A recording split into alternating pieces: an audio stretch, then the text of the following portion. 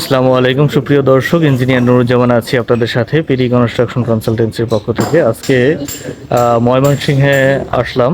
তো এটা মূলত ফাউন্ডেশনের কাজটা চলতেছে ডিজাইন অনুযায়ী। তো এখন আমি আপনাদেরকে দেখাবো যে ফাউন্ডেশন ধরনের হয়, তার মধ্যে অন্যতম একটা বিষয় আপনাদের সাথে তুলে ধরবো যে অনেকেই এই বিষয়টার সাথে পরিচিত না, বা এলাকার লোকজনই এটার সাথে পরিচিত না। এই যে বেসটা দেওয়া হয়েছে, তো এটা মূলত ডিজাইন লোড এর উপরে ভিত্তি করে বা ডিজাইন লোড ক্যালকুলেশন করে এভাবে দেওয়া হয়েছে। তো ফাউন্ডেশনটা কিভাবে দেওয়া হয়েছে বা কীরকম ডিজাইন করা হয়েছে সেটা আমি আপনাদের দেখাচ্ছি। তো সাথেই থাকুন এবং দেখতে থাকুন। আর আমাদের ভিডিওটা ভালো লাগলে দেখে সব জায়গায় শেয়ার করে দেবেন, যাতে গুরুত্বপূর্ণ বিষয়গুলো আপনারাও দেখতে পারেন এবং অন্যদেরকেও দেখার সুযোগ করে দিবেন।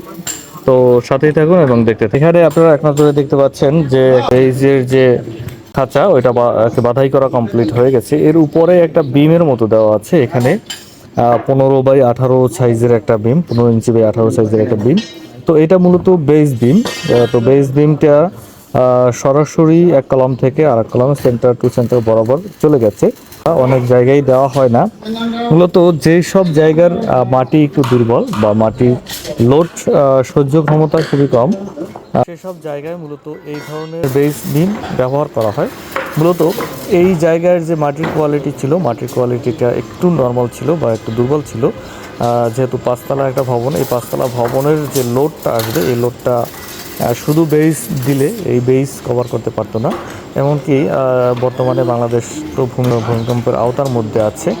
তো সেক্ষেত্রে অনেক বিষয় বিবেচনা করে বিএনপিসি কোড মেনটেন করে তারপরে ভবনের ডিজাইন করতে হয়। তো সে L/4 যে বেসটা দেওয়া হয়েছে চারদিকে, এখানে এই বেসটা হচ্ছে মাঝখানের বেস। তো মাঝখানের বেস নিচের জালিটা দেওয়া হয়েছে 16 মিলি বার দিয়ে 5 ইঞ্চি সেন্টার বাই সেন্টার। এখানে মেইন বার এবং বাইন্ডার 16 মিলি করে দেওয়া হয়েছে। এরপর তো এই বিমটা মূলত যেই বিষয়টা কভার করবে, এই যে উপরে যে লোডটা বহন করবে বা উপরের থেকে যে লোডটা আসবে, এই লোডটা যাতে সব দিকে সমানভাবে ছড়িয়ে দিতে পারে, সেজন্য এই বিমটা দেওয়া হয়েছে। এখানে কয়েকটা বিষয় গুরুত্বপূর্ণ রয়েছে, যেমন খরচের দিক থেকেও অনেক কম খরচ হবে। যেমন আপনি এইখানে যদি এই বেস বা এই বিম না দিয়ে, এই ফাউন্ডেশন না দিয়ে অন্য ধরনের ফাউন্ডেশন দিতেন, যেমন পাইল দেওয়া হতো, এখানে পাইল দেওয়া হলে কমপক্ষে হলেও এইখানে যে খরচ যাবে, এই খরচের তুলনায় আপনার প্রায় 5 থেকে 6 লাখ বা 7 লাখ টাকা বেশি যাবে। তো 5 থেকে 6 লাখ টাকা যদি বেশি যায়, সেক্ষেত্রে সেই পরিমাণ শক্তি এখানে সঞ্চয় হবে না বা সেই পরিমাণ শক্তি এটা পাবে না। তো সেক্ষেত্রে আমরা সেটার তুলনায় এই বেস বিম দেওয়া সর্বোত্তম।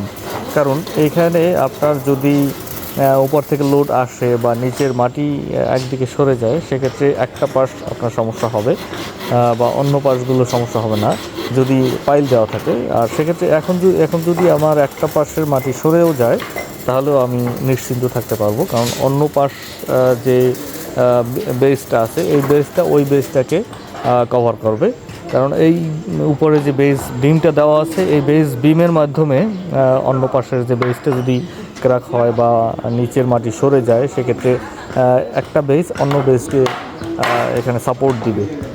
তো এই সাপোর্ট দেওয়ার জন্যই মূলত এখানের যে বেস বিমটা দেওয়া হয়েছে। এই বেস বিমটা 3.5 ফিট বরাবর যে বেস উপরে যে গ্রেড বিমটা যাবে, এই গ্রেড বিমটায় আবার ডাবল শক্তি সঞ্চয় করে তারপরে নিচের দিকে যাবে। তো প্রথমত ব্যবহার হচ্ছে উপরের যে লোডটা, উপরের লোডটা প্রথমত কলামে বহন করবে, কলাম থেকে গ্রেড বিম থেকে এই বেস বিম থেকে আপনার বেইজে চলে যাবে। তো লোডটা আস্তে আস্তে কমে যাবে, যাতে লোড সমানভাবে বিস্তৃত বা সমানভাবে শক্ত স্তরে পৌঁছতে পারে। সেজন্য নিচে আমাদের ম্যাকাডম করে খুব শক্তভাবে মজবুতভাবে নিচের মাটিটা প্রস্তুত করা হয়েছে। তো আপনি আপনার ভবনটি যখন করবেন, আপনার স্বপ্নের ভবনটি করবেন, তখন অবশ্যই দক্ষ কোনো প্রকৌশলী বা দক্ষ কোনো কনসালটেন্সির সাথে যোগাযোগ করে আপনার ভবনটি করবেন, যাতে আপনার ভবনটা স্থায়িত্বে সুদীর্ঘ হয় এবং দেখতেও নান্দনিক হয়। তো সর্বোপরি বিষয় হচ্ছে ভবনটা স্থায়ী হতে হবে। যেমন একটা ভবন করতে গেলে প্রায় 1 থেকে 1.5 কোটি টাকা খরচ হয়। সেক্ষেত্রে এই 1.5 কোটি টাকা যাতে সঠিকভাবে ব্যবহার হয় বা বসবাসের জন্য নিরাপদ হয়, তো সেদিক লক্ষ্য রেখে অবশ্যই ভালো কোনো দক্ষ প্রকৌশলী বা কনসালটেন্সির সাথে যোগাযোগ করবেন। যে পর্যন্তই, ভালো থাকবেন, সুস্থ থাকবেন। দেখা হবে অন্য সুন্দর কোনো বাড়ির প্ল্যান, ডিজাইন এবং কনস্ট্রাকশন কনসালটেন্সি বিষয় নিয়ে। সে পর্যন্তই সবার সুস্বাস্থ্য কামনা করে এখানে শেষ করতেছি। আল্লাহ হাফেজ।